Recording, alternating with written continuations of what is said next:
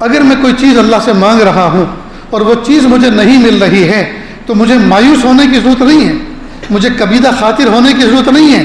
یقیناً میرا حاکم اور حکیم رب وہ اس کی مصلحت ہے، اس لیے مجھے نہیں دے رہا کہ وہ چیز میرے حق میں مضر ہے۔ آپ کو اس کو ایک مثال سے سمجھیں۔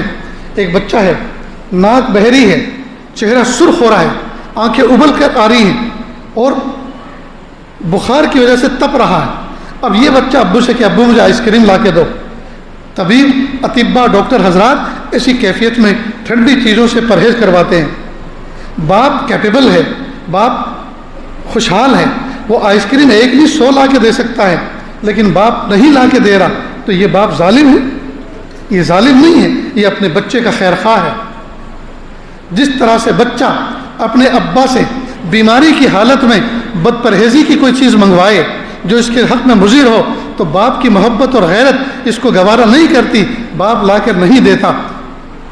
تو دنیا داروں کی نظر بظاہر ایسی لگتی ہے کہ باپ بخیلی کر رہا ہے، باپ بچے پہ ظلم کر رہا ہے، لیکن عقل مندوں کی نظر دیکھ رہی ہے باپ بچے کے ساتھ آئینہ انصاف کر رہا ہے، یہ کوئی ظلم نہیں ہے۔ ٹھیک اسی طرح بندہ جب اپنے ربا سے کوئی چیز مانگتا ہے تو کئی مرتبہ وہ چیز جس طرح بچے کے حق میں بیماری کی حالت میں آئس کریم خطرناک ہوتی ہے، وہ چیز بندے کے حق میں اللہ کے علم میں وہ آئس کریم سے بھی زیادہ خطرناک ہے، اس لیے اللہ تعالیٰ وہ چیز نہیں دیتے۔